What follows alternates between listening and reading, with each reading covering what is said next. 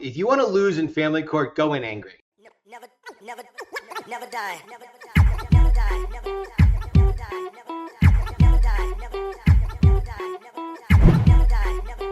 Never die. Never die. All right. It is Tuesday, and this is going to come out Wednesday, but this is the Angry Dad. I appreciate you guys tuning in. But before we get into today's podcast, I have a special guest, David Pisarra. Yeah, I'm sorry, brother. I tried. No worries. It's not easy. Pisarra. Pisarra. There we go. David Pisarra. And before we get into today's podcast, I'd like to thank my podcast sponsors, Everyday Fit Life. Look, if you're looking to lose a little weight, get in shape, put on some muscle, if you need some help developing the habits you need to set yourself up, Everyday Fit Life. 30 days, 60 days, 90 days. Look, this is a program that helps you set the habits, the timing, all the nutritional stuff that you need to know. And you don't even have to change your diet. You can eat the food you like, just eat it in the right portions. And you learn all this through Everyday Fit Life. Like I said, there's 20% off discount in my notes. Use the link. I appreciate it.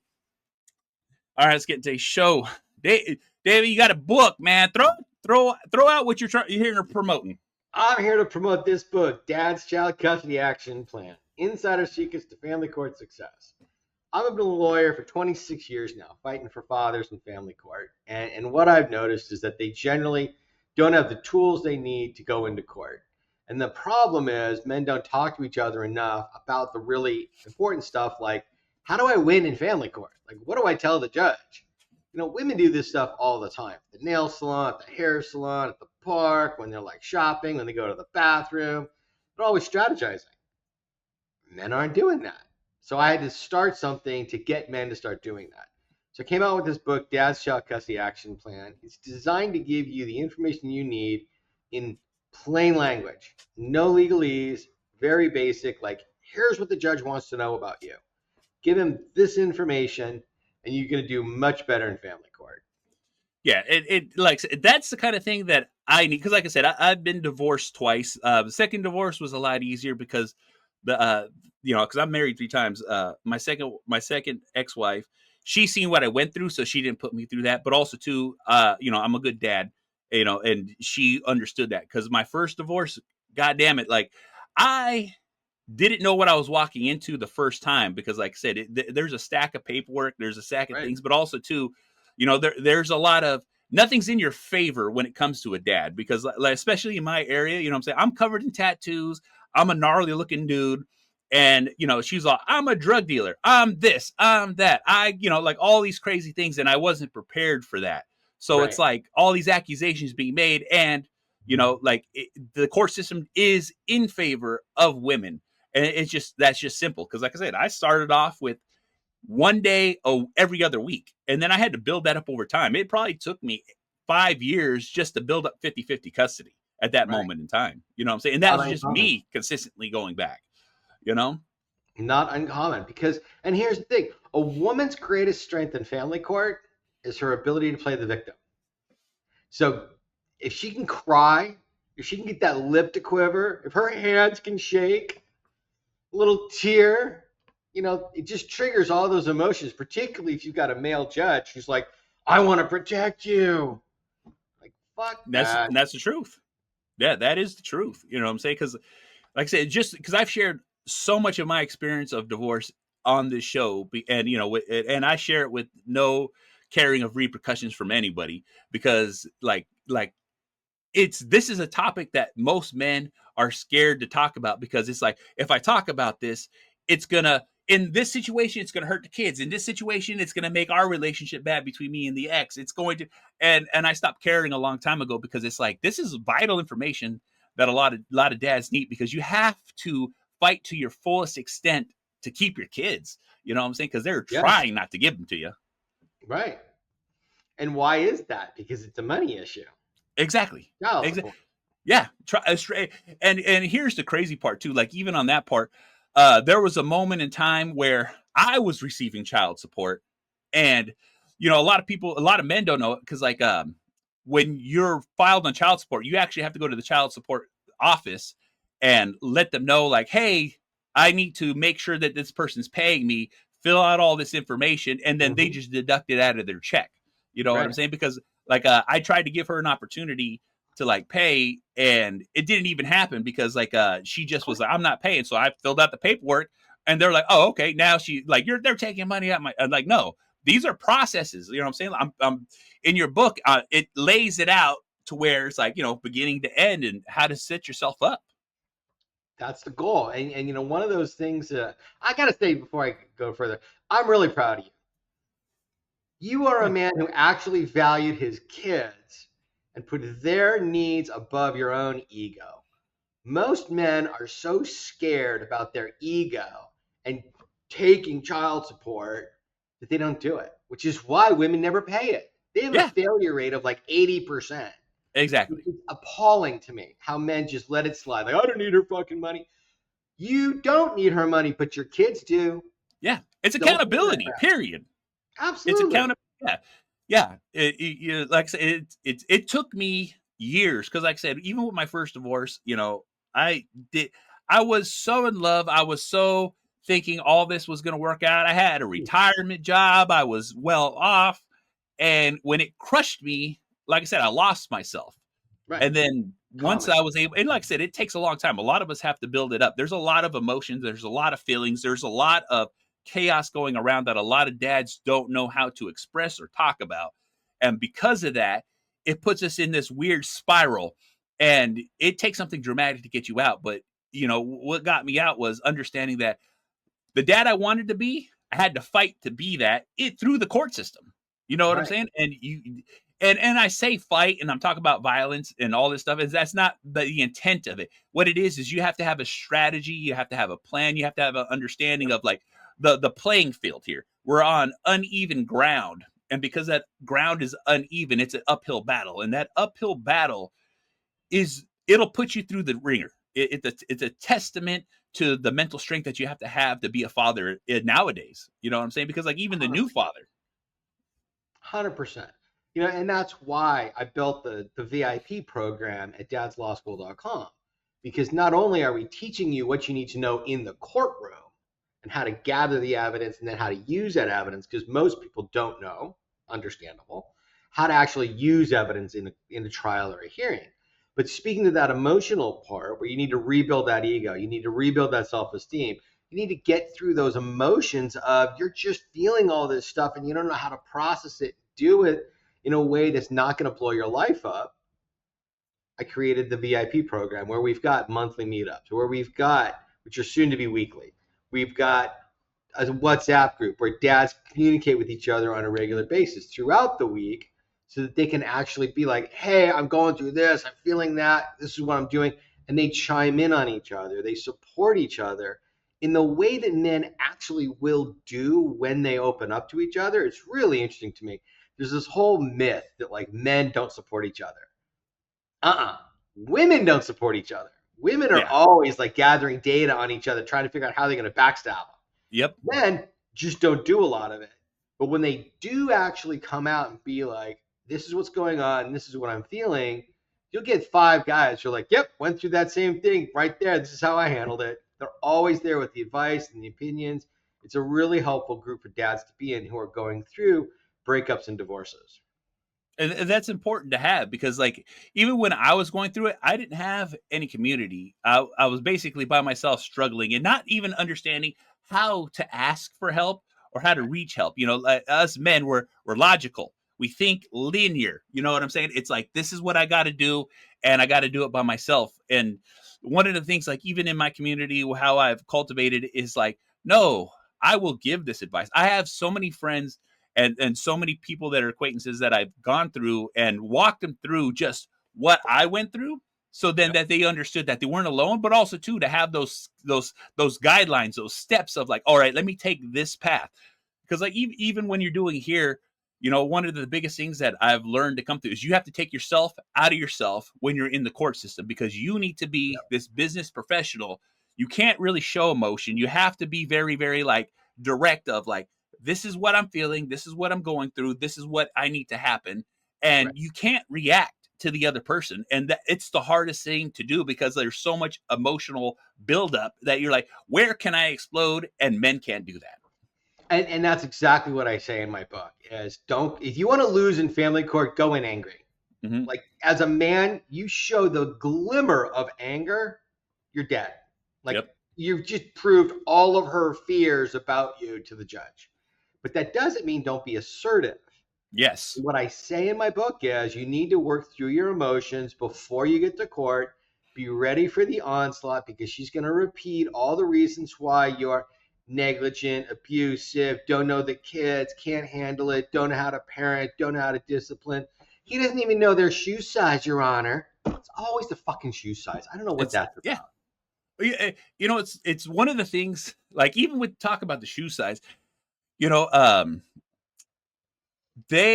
it's always funny because it's a standing point for them, like, well, he never takes care of the kids. And Right.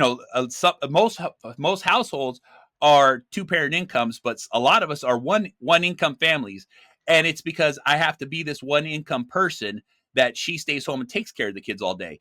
Like even in my situation, I used to work close to like 60 to 80 hours a week to cover the bills. And Right. then once we got divorced, I dropped it down to like 35 to 40 hours a week because I'm like, no, I want my time with the kids.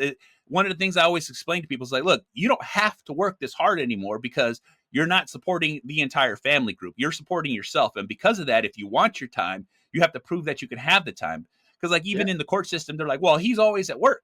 I'm like, it's because I had to support all of us. And I no longer have to support all of us. I just got to support my kids. And so Right. now the financial burden's off of my back and all I got to do is this. You know what I'm saying? It's like one of those things is like, I felt like most men after divorce, they bury themselves in work or they bury themselves into something that's going to preoccupy their time because they're trying to mentally figure this out. Yeah. And, it's having that understanding of like, I need to figure this part out first and then I can do this. But it's like if you don't do it from the jump, it's a big advantage just on our own. Totally. And one of the things that's really important for dads to realize is they do need to step up post divorce, post breakup, because it's not their time. Yeah. It's the kids' time. Yep. And the focus needs to be on the kids need me. What I bring as a father to the kids is this, and this. And dads don't know how to say that to a judge beyond, I'm a great dad. So that's what we're doing with the book is I've got 123 questions at the back. It's called the kid inventory. It's like, here's all the stuff you know about your kid. Like, and you're not going to know all 123 questions.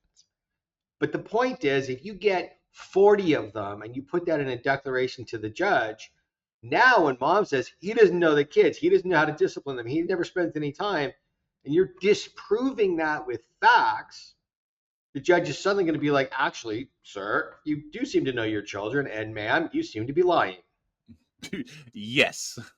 It's being well prepared, because like I said, even in my situation, I was not well prepared, but I am a person of knowledge. And like, even with because I did everything, no lawyer, I had to financially, pay for all this out of my own pocket. But Right. luckily the court system does have a free help desk for the majority of, I know, at least for in California, they have a free help desk that like will help you fill out the paperwork, will point you in the right direction.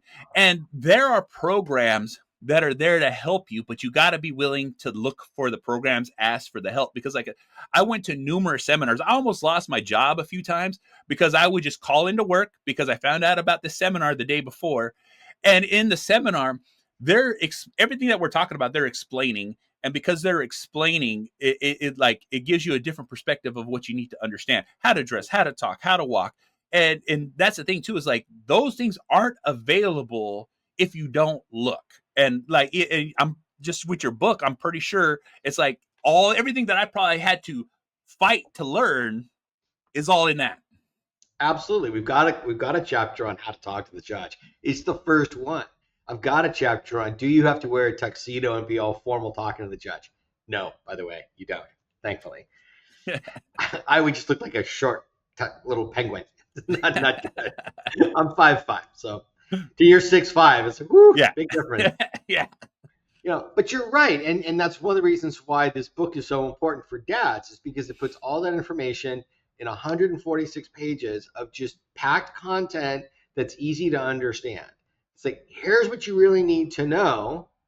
Do this. If you're writing a declaration, here's a sample of what we're talking about. This is what it looks like. This is the first page. Here's all the categories that you need to tell the judge about so that you can walk out of there with more time with your kids. That's the important part. We've got the actual samples of what people need in the book so that they can actually just look at it. And then when you go to my website, you're going to get the free resources. And then when you join up as a member of the VIP program, you're going to get the sample documents, which you can then take and make your own. So I'm doing the work for you. All you got to do is just pick up the book, look at it, and be like, oh, that's what I got to do. Now I'm ready to go.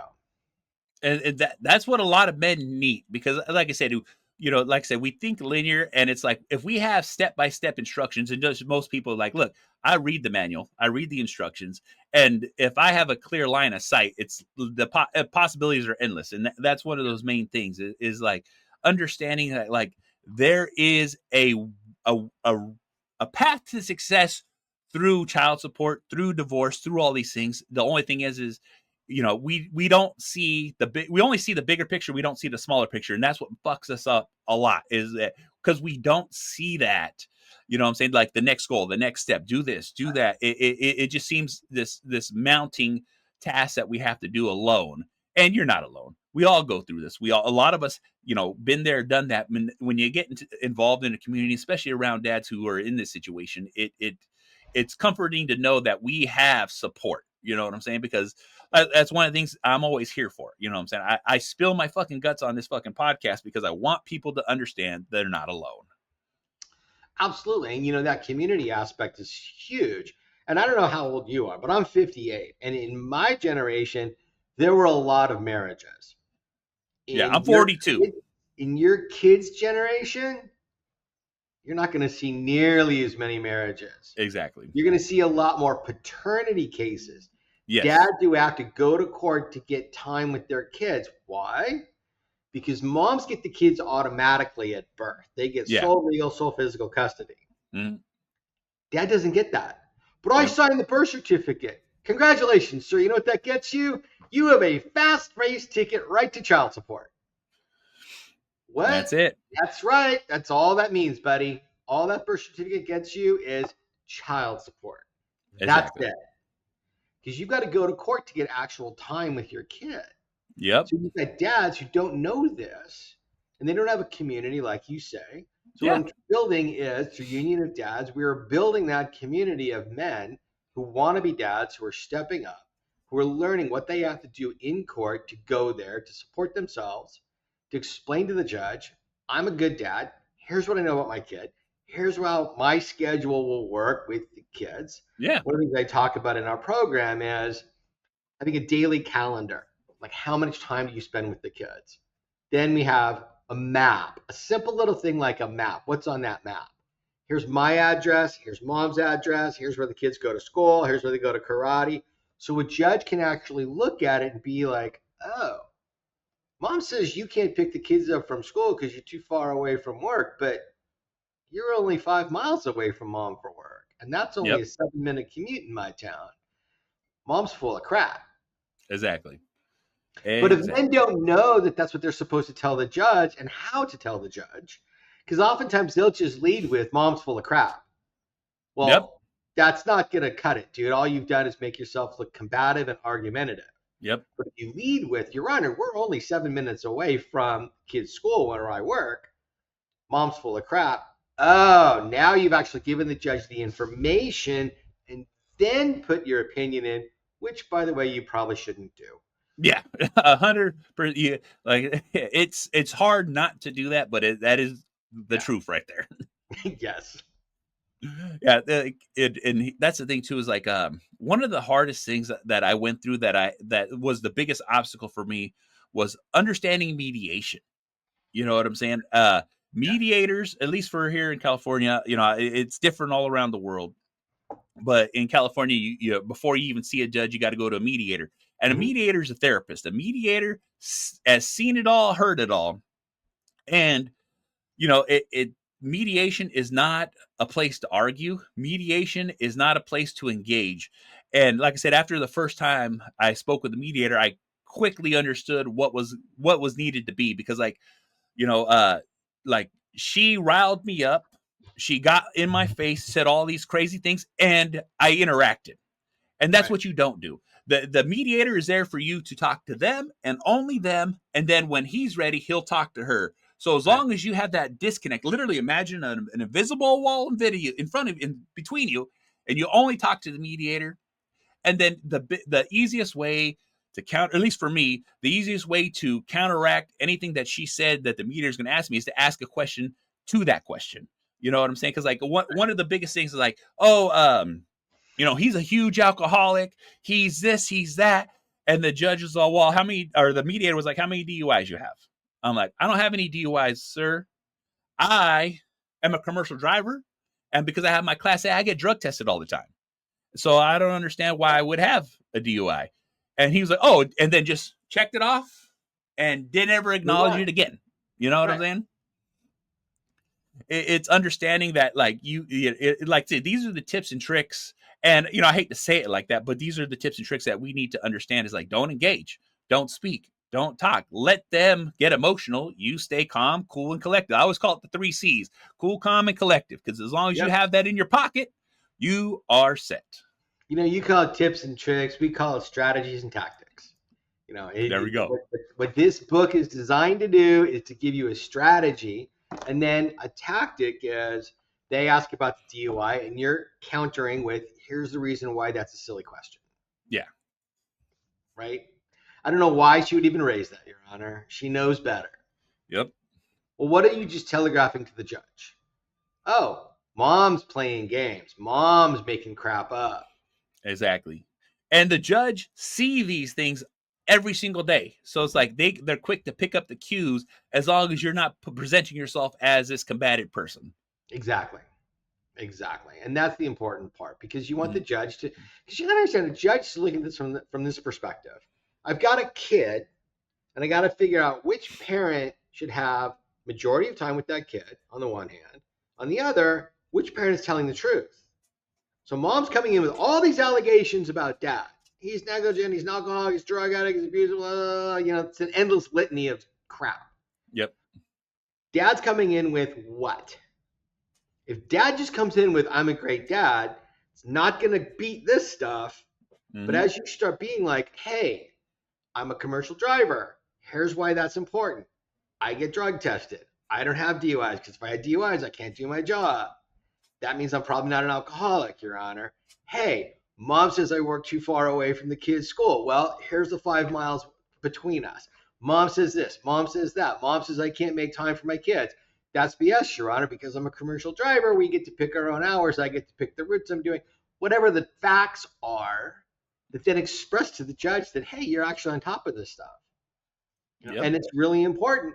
Because a lot of times what I've noticed is as a man becomes more assertive, as they take control, like when you went and got the wage garnishment against your ex-wife, which is what that's called. My guess is her tune started to change a little bit. All of a sudden, she's actually having to like deal in the real world, not the fantasy world that she's created, because the judge is going to start seeing through that. Yep. And that's the thing, the whole tone and timbre of everything that's going on in battles between the two of you. So my guess is eventually that relationship became a lot less contentious. You guys stopped fighting as much. Well, and here's the thing too, is like, even with that, like it's like me and my first ex-wife, we'll never be on talking terms because of everything that she's put me through. All my kids with her are over 18 now. So it's like I was looking forward to that day where I was like, block, don't, this, you know what I'm saying? Because like, even with a lot of these things, like, she alienated my kids from me and then tried to turn them on me. And I never, ever once batted an eye at it. My kids will come around, understand that this is how this is.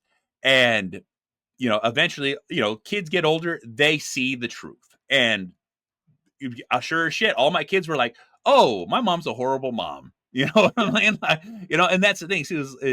Being the new divorced dad is all about just making sure that you're present.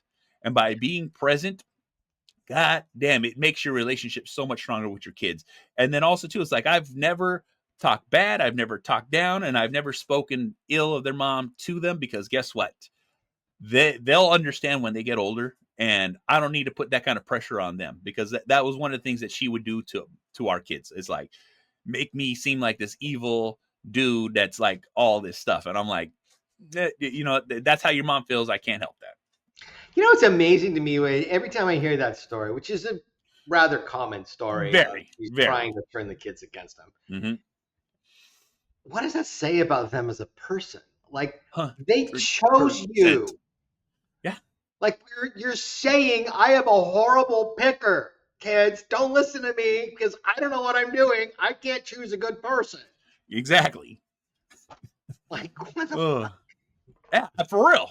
For real. It's one thing if it's a one-night stand. I get that. We've had those cases. Right? Yeah. You know, literally, it was a one-night stand. And yes, he was a bit of a douche. But you picked him anyways. Like, exactly. Exactly. You know what I'm saying? It's just one of those things. It's like, it's always funny because like the grass is always greener on the other side until you get there. Yep. And then you just realize, you know what I'm saying? It's like, oh, I'm like, hey, you can't be mad at me for your mistake. You know what I'm saying? And dads get punished for it. Point blank period. That's just what it is. We absolutely are the brunt, like our emotions, our feelings, we're designed and set up, and the architect is this stoic person who's quiet, handles everything, is this non-showing emotional person who bottles it in. And because of that, we're treated a very specific way. And it probably took me into my late 20s to like understand what emotions and feelings were and actually how to express them. And once I started doing that, god damn, my fucking life changed. And when it changed, it was like this shift of like, oh, okay, I'm actually dealing with this. All this stress is off my fucking shoulders. Yeah, definitely. And that's one of the things that I tell dads who are going through the VIP program when they get in here and they start actually letting stuff out and getting feedback that, oh, you're not weak, you're not normal, you're not abnormal, you're not crazy, which you are feeling is very normal. All of a sudden their shoulders drop because they're more like, oh, I'm not the only one. You're right. Exactly. The community, that's important.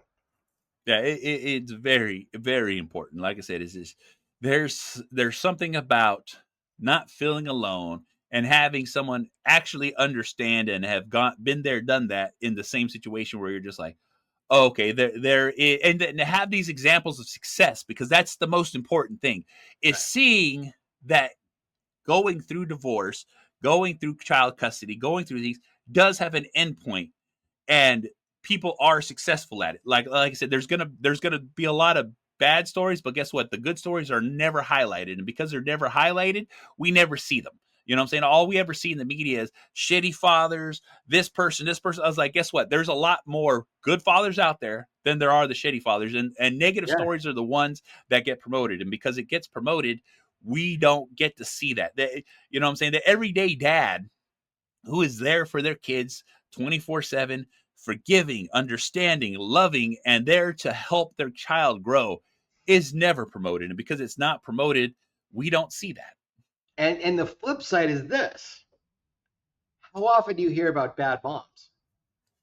It's only a headline of mom kills her 3 kids. Mom gets life in prison for killing her husband and 3 kids. Mm-hmm. We don't talk about bad moms. No. It's verboten. No. All moms are saints. All moms belong on pillars. All moms are these sacrificial people who just should be honored and lauded all day long with how perfect and wonderful they are. Bullshit. There are a lot of bad moms out there, and I'll tell you how I know that. The family court system is full of people who are fighting over their kids. Bad moms make dads fight over their kids. Yep. Good moms don't have to do that. It's a definition. If you have to go to family court to get custody to see your kids, you're dealing with a bad mom. And you need to recognize that and take her off that pedestal, because it's going to change the way you act in this case. When you stop seeing her as that pretty little girl in the sundress that's going to just make all your dreams come true. No. We're dealing with the Wicked Witch of the West here, buddy. You need to start recognizing what you're really dealing with, and she's a bad mom. Now you're going to portray this person in your mind as an actual person that you have to combat, which is going to change how you show up for your kids and to the court. That's the important part. And that's a big indicator of like understanding that, it's seeing that, and it's acknowledging that, because a lot of us, and this is just from my perspective, when I was first going through it, I just had this like everything that went down was my fault. Yep. That's how we're meant to feel. That's how this is put on. You know what I'm saying? Because like She's telling you that. yeah, that's exactly what it is. And we need to understand that when you're a good dad, you're putting in these fucking efforts and you're putting in this time and you're doing what you're supposed to do. It's not your fault. You need to understand the failure didn't happen to you. It happened because of them. You know what I'm saying? Because a lot of the divorce that even happens is initiated by the mom. And because it's initiated by the mom, it's her indicating that this is failing because of her. It's not you. You know what I'm saying? Right. And that's something that people need to understand. Dads need to understand that and learn that. And it needs to be more presented as that, because we feel like we failed because we've worked so hard towards this. 100%. You know, we have a saying in the VIP program, every accusation is an admission. Every time she tells you that you're abusive, that you're an alcoholic, that you don't know how to handle the kids, she's actually admitting her own anger, abuse, negligence, because that's the reality. Yeah. It's the truth.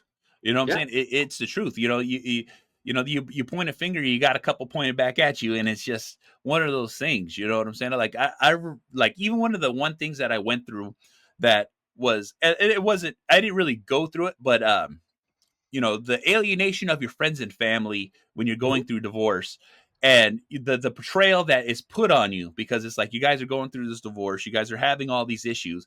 And, you know, luckily for me, I've always been this person who's always been active in my kids' life. Like, I would work these 12-hour days, but I would also be the coach of the baseball team. I would be the coach of anything that we're doing. I would be participating. I would always be there. And like, everyone knew in my circle that, oh, Ben takes care of his kids. Ben loves his kids. And when she was like, oh, Ben's this horrible person, he's doing this and this, everyone's like, do you not recognize that or understand that we know him? You know what I'm saying? It's like, and because that's what always happens. It's one of those tactics they try to do. They try to make you feel alone and segregated from everyone in your family, because they're trying to portray this picture so that they're not the bad guy. Right. And the reality is, they're lonely, miserable people. Unfortunately, I'm sorry you feel that way, but that's just your life. Yep. And they have to make everybody else lonely and miserable. That's it. It's an unfortunate reality, but you know, there's this myth that like men are naturally competitive and they can't stand each other. I say bullshit. Yeah. Women who all get along because they're all princesses and they all look fabulous and they're all queens are the most backstabbing, mean individuals. They hate their best friend. They're jealous of their second best friend, and they would gladly slit the throat of their third best friend to get to their husband. Yep. And I say it comes from this. You know, there's definitely a biological basis for all of that. Women just have to compete for the better man to get better resources. But it's also, men learn how to work in hierarchies.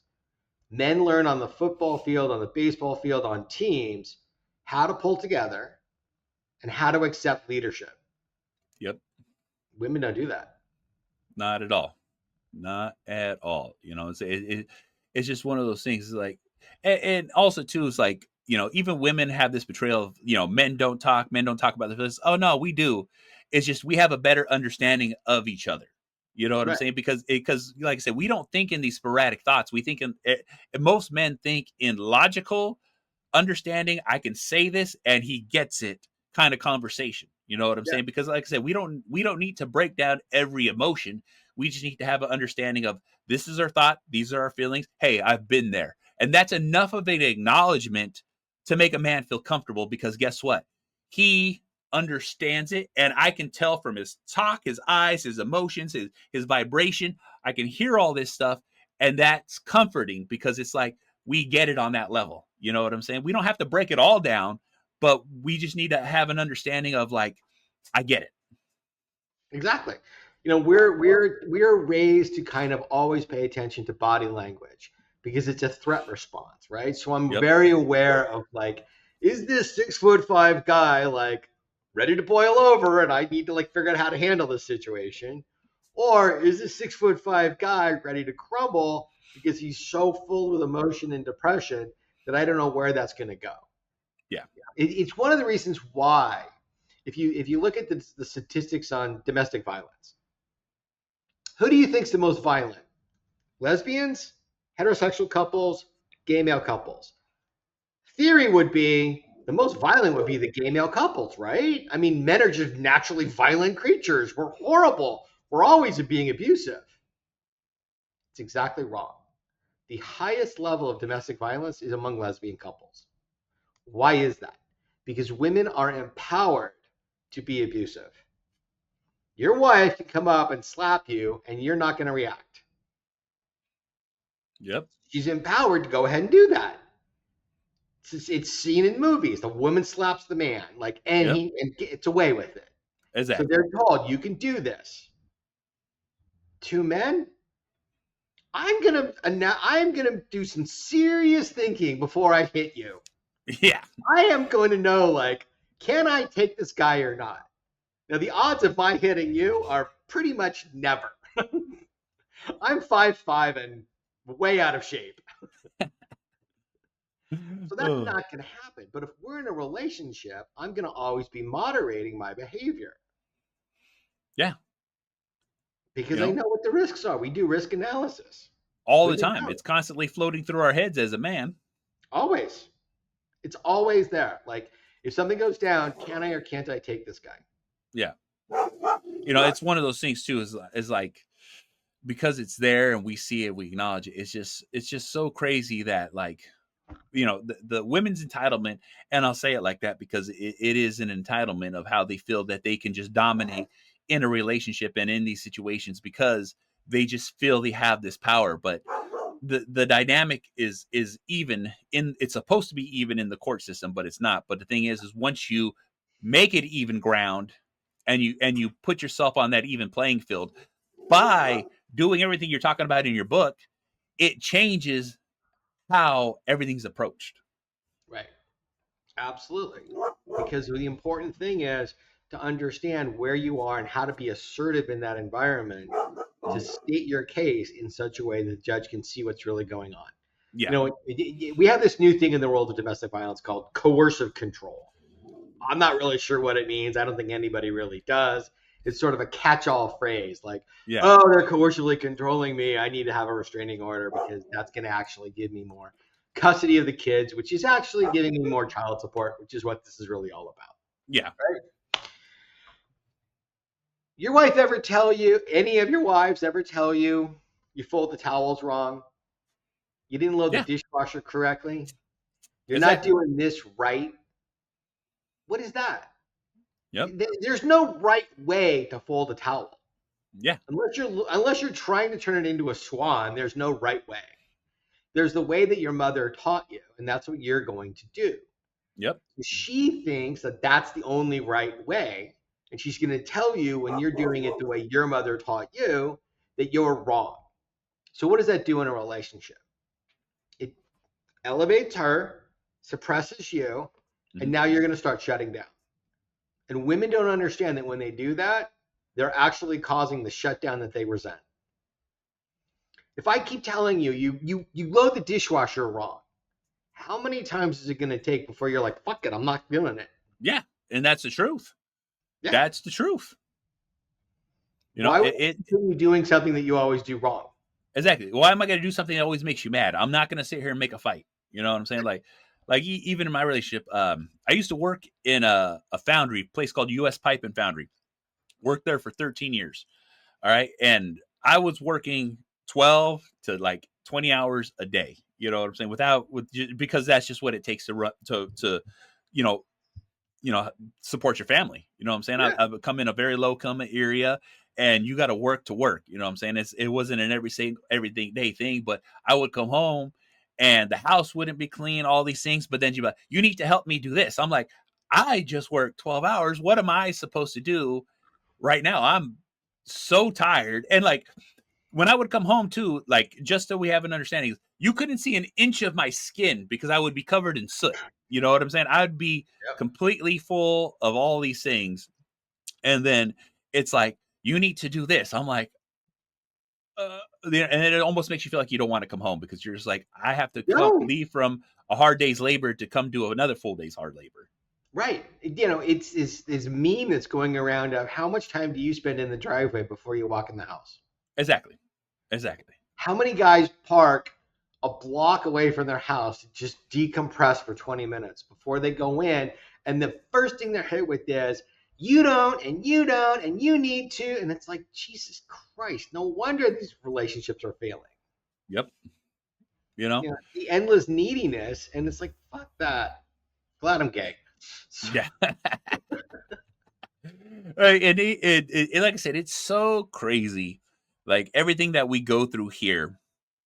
And, you know, just as a father and just as a person who's definitely been through this system so many times, it's just sharing these experiences. And thank God that you've made a community, because there's not very many communities of divorced dads or for dads to actually seek some guidance. And also too is like, you know, having a book that's a step by step, it's in the right direction of like trying to empower men, because that's one of those things is toxic masculinity is this term that was being thrown around so freaking hard, but it's understanding, like, at least from my understanding, is it was hurting men because it's like, we can't be who we need to be without being this toxic masculinity traits. I'm like, no, this is how men are supposed to be. You know, you get a lot of people now that like just have this sense of entitlement where like, well, you can't be like that. I'm like, and I always tell people, so it's like, you don't live in my life, you don't live in my shoes. And if you want to tell me how to act and how to talk, then guess what? You better step up to the plate and instruct me here, you know? And it's just one of those things. It's like, no, I teach myself to be, and I've given all these things to my kids: independence, thinking, being on their own, not being scared to be alone, not scared to speak their mind, and having the ability to be assertive in the world. And it's crazy because assertiveness is considered toxic masculinity. It is, but victimhood is considered honorable. Yeah. Right? Like a woman being a victim in family court. Oh, we're so sorry. He's so horrible. We're so bad.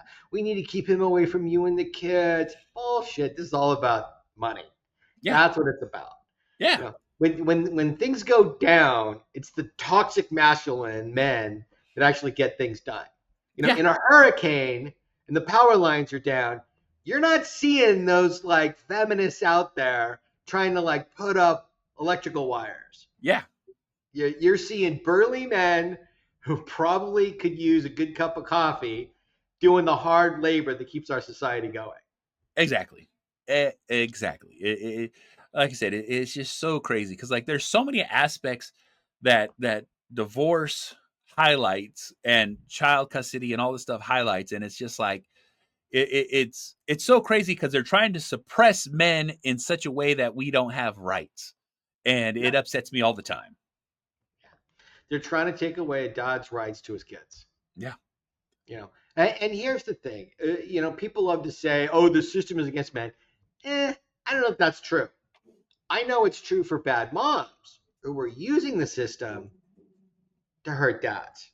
Yeah. You know, it's kind of like a hammer. A hammer, properly used, can create the Statue of David. A hammer, properly used, can build you a house. A hammer, improperly used, can kill.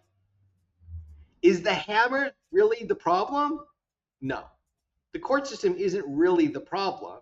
It's how people are using it. And women use it way better than men, which is why I've got the Dad's Law School VIP program to teach dads how to do this stuff. It's why I've got the book, Dad's Child Custody Action Plan, to teach dads how to use the system to their advantage. It's take that hammer, build a statue, don't kill something. And that's the thing too, is you're giving the right tools and the ability to use those tools. And when you have the instruction manual in front of you, please goddamn read it. Don't throw it away because it is that important. Well, the good news is this: you don't even have to read it. if you get the book, you get the free audiobook download. So you can just listen to it. Yeah, you can't beat that right there. Well, Dave, hey, thank you for coming on. I appreciate your time here. Let everybody know where they can find you, all your information, and I will also put that all in the notes. Awesome. The best way is just go to dadslawschool.com. Designed to be really easy to remember. It's just who are you and what are you trying to learn and where are you going to learn it? Dad's Law School. That's it. I appreciate it. And, you know, I have a little thing. I'm the Angry Dad. I appreciate you guys for tuning in and all that good shit. If you want to listen to this, you want to watch this on YouTube, you want to listen to a Spreaker, SoundCloud, Stitcher, Spotify, Google Play, Apple Podcasts, Podbean, SoundCloud, Deezer, iHeartRadio. This motherfucker's everywhere. You can easily fucking find it. Rate, review, like, subscribe, all that fucking bullshit. I'm also part of the Inner Circle Podcast Network, a group of powerful podcasters out there sharing their shit. That is innercirclepn.com. Take it every one of our websites, every one of our shows. We have shows as The Plunge, Failing Hollywood, Simmons and More, The Untrained Eye, The Hood Diner, and Shit Happens When You Party Naked. So make sure you check it the fuck out. And I'll see y'all motherfuckers on the next one. Fuck. Always living, always living, always living, always living, always living, always living.